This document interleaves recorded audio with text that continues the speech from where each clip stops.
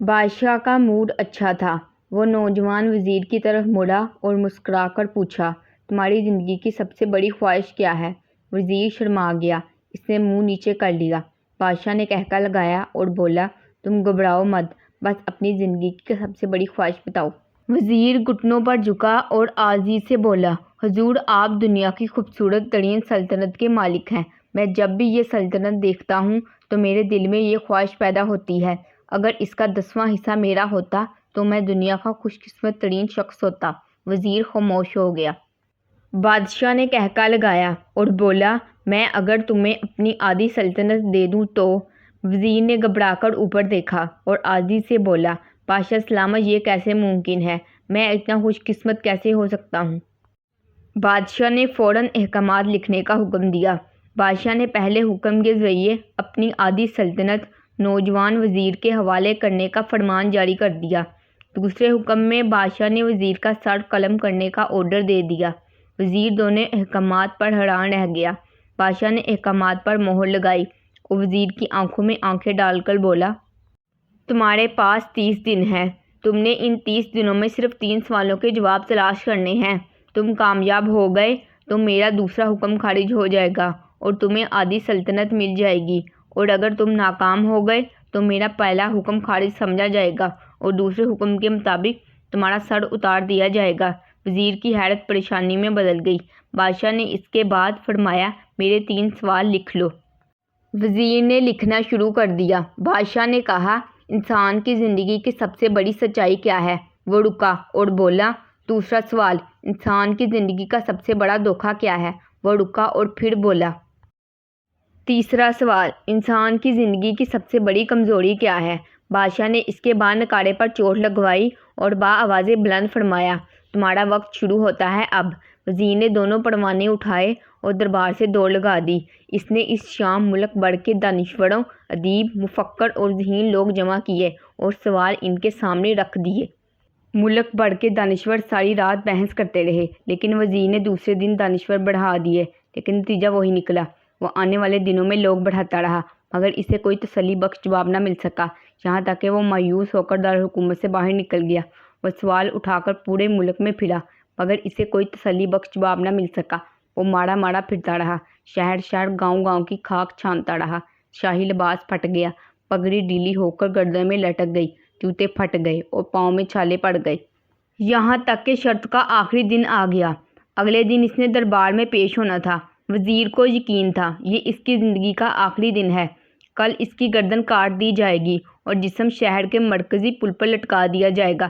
وہ مایوسی کے عالم میں دارالحکومت کی کچی آبادی میں پہنچ گیا۔ آبادی کے سرے پر ایک فقیر کی جھونپڑی تھی۔ وہ گرتا پڑتا اس کھٹیا تک پہنچ گیا۔ فقیر سوکھی روٹی پانی میں ڈبو کر کھا رہا تھا، ساتھ ہی دودھ کا پیالہ پڑا تھا اور فقیر کا کتا دودھ پی رہا تھا۔ فقیر نے وزیر کی حالت دیکھی، قہقہ لگایا اور بولا، جناب عالی آپ صحیح جگہ پہنچے ہیں، آپ کے تینوں سوالوں کے جواب میرے پاس ہیں۔ وزیر نے حیرت سے اس کی طرف دیکھا اور پوچھا، آپ نے کیسے اندازہ لگا لیا میں کون ہوں اور میرا مسئلہ کیا ہے؟ فقیر نے سوکھی روٹی کے ٹکڑے چھابے میں رکھے، مسکرایا، اپنی بوریاں اٹھائیں اور وزیر سے کہا، یہ دیکھیے آپ کو بات سمجھ آ جائے گی۔ وزیر نے جھک کر دیکھا، بوریوں کے نیچے شاہی خلعت بچھی تھی۔ یہ وہ لباس تھا جو بادشاہ اپنے قریب ترین لوگوں کو عنایت کرتا تھا۔ فقیر نے کہا، جناب عالی میں بھی اس سلطنت کا وزیر ہوتا تھا، میں نے بھی ایک بار آپ کی طرح بادشاہ سے شرط لگانے کی غلطی کی تھی، نتیجہ آپ خود دیکھ لیجیے۔ فقیر نے اس کے بعد سوکھی روٹی کا ٹکڑا اٹھایا اور دوبارہ پانی میں ڈبو کر کھانے لگا۔ وزیر نے دکھی دل سے پوچھا، کیا آپ بھی جواب تلاش نہیں کر سکے تھے؟ فقیر نے قہقہ لگایا اور جواب دیا، میرا کیس آپ سے مختلف تھا، میں نے جواب ڈھونڈ لیے تھے۔ میں نے بادشاہ کو جواب بتائے، آدھی سلطنت کا پروانہ پھاڑا اور بادشاہ کو سلام کیا اور اس کھٹیا میں آ کر بیٹھ گیا۔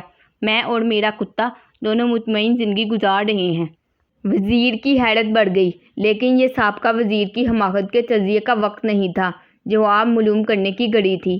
چنانچہ وزیر اینکر پرسن بننے کی بجائے فریادی بن گیا اور اس نے فقیر سے پوچھا، کیا آپ مجھے سوالوں کے جواب دے سکتے ہیں؟ فقیر نے ہاں میں گردن ہلا کر جواب دیا، میں پہلے 2 سوالوں کا جواب مفت دوں گا، لیکن تیسرے جواب کے لیے تمہیں قیمت ادا کرنی ہوگی۔ وزیر کے پاس شرط ماننے کے سوا کوئی آپشن نہیں تھا۔ اس نے فوراً ہاں میں گردن ہلا دی۔ فقیر بولا، دنیا کی سب سے بڑی سچائی موت ہے۔ انسان کوئی بھی ہو، کچھ بھی ہو، وہ اس سچائی سے نہیں بچ سکتا۔ وہ رکا اور بولا، انسان کی زندگی کا سب سے بڑا دھوکہ زندگی ہے۔ ہم میں سے ہر شخص زندگی کو دمائی سمجھ کر اس کے دھوکے میں آ جاتا ہے۔ فقیر کے دونوں جواب سن کر وزیر حیران ہو گیا۔ اس نے اب تیسرے جواب کے لیے فقیر سے شرط پوچھی۔